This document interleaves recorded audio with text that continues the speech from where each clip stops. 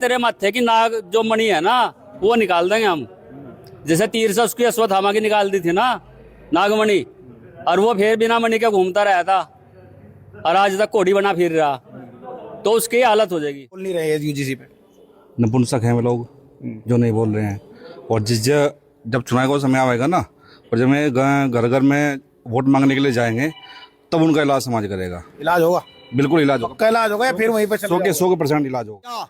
साल के 12 महीने की जगह 13 महीने बना दिए, 28 दिन का रिचार्ज कर दिया। ये काम किया है इन्होंने किसान के लिए। कहते दुगनी आय करेंगे, कहाँ आय गाली देने की होड़ सी लग रही है। एक वो है कोई नागमणि, तो जो नागमणि है, मैं अपने स्वर्ण समाज की ओर से कहना चाहता हूँ, उसने कहा कि स्वर्ण समाज मुट्ठी भर है, और मुट्ठी भर स्वर्ण समाज क्या कर देगा? यूजीसी का विरोध कर देगा। उस नागमणि से मैं कहना चाहता हूँ, मगर तेरे माथे की नाग जो मणि है ना वो निकाल देंगे हम। जैसे तीर से उसकी अश्वत्थामा की निकाल दी थी ना नागमणि, और वो फिर बिना मणि के घूमता रहा था और आज तक घोड़ी बना फिर रहा, तो उसकी हालत हो जाएगी उस नागमणि की। वो पूर्व केंद्रीय मंत्री भी रहा भाजपा का, और हम ऐसे बहुत नागों ने देखे हैं और उन्हें जूते के पैर से कुचले हैं ऐसे नागमणियों को। ये स्वर्ण समाज है। तो नागमणि के खिलाफ जहर उगल रहे हैं। जहर उगलना नहीं है, उससे उसकी बात का जवाब दे रहा। उसने स्वर्ण समाज पे बुलडोजर चलाने की बात कैसे कह दी? उसकी हिम्मत कैसे हुई? और कोई कार्रवाई क्यों नहीं कर रहा उस पर?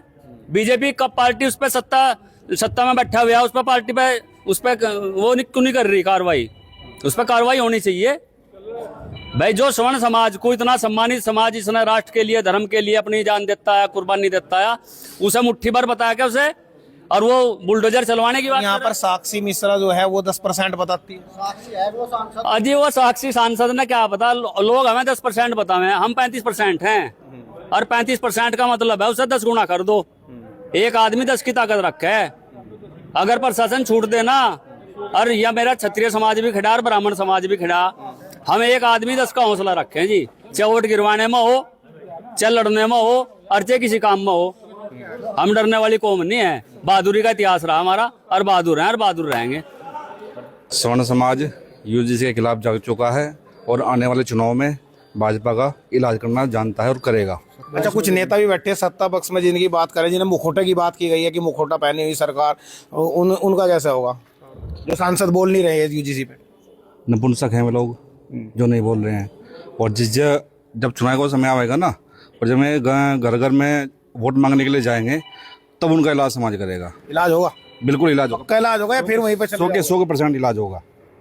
वो चाहे मेरे समाज का हो चाहे अन्य समाज का हो, इलाज होगा, सबका इलाज होगा। पक्का इलाज होना है। अब की बार तो पक्का इलाज होना है जी। जो स्वर्ण समाज बैठा हुआ है, ब्राह्मण क्षत्रिय बैठे हैं कुर्सी पे, सांसद विधायक बैठे हैं, और वे स्वर्ण समाज के लिए, अपने धर्म के लिए कोई भी बात नहीं कहते हैं। यूजीसी काला कानून ला के रख दिया है हमारे ऊपर। मोदी सरकार ने क्या किया? समाज के लिए कुछ नहीं किया है। इन्होंने एक काम किया, साल के 12 महीने की जगह 13 महीने बना दिए, 28 दिन का रिचार्ज कर दिया। ये काम किया है इन्होंने किसान के लिए। कहते दुगनी आय करेंगे, कहाँ आय करी है दुगनी? किसान थाले में उतार दिया। इस सरकार ने कोई कार्य नहीं किया है आज तक। और मैं तो यही कहना चाहता हूँ आपके माध्यम से कि ये बीजेपी सरकार अगर आना चाहती है दोबारा से सत्ता में, तो यूजीसी एसटी एक्ट अपना वापिस ले। बिल्कुल इन्होंने 2027 तक अपना ये एसटी एक्ट बढ़ा दिया है, इसको भी वापिस ले, तब ये सरकार आएगी, वरना यह सरकार कहीं की नहीं रहेगी। इन्होंने सबसे पहले लाल कृष्ण आडवाणी जी को खत्म किया, उसके बाद शिवसेना को खत्म किया। अब आने वाले समय में हमारे जो आदित्यनाथ योगी जी शाहपुर के, ये उत्तर प्रदेश के मुख्यमंत्री जी हैं, इनको खत्म करने का काम ये कर रही है। इनके हाथ बांधे हुए हैं। यह सरकार स्वर्ण की सरकार नहीं रही।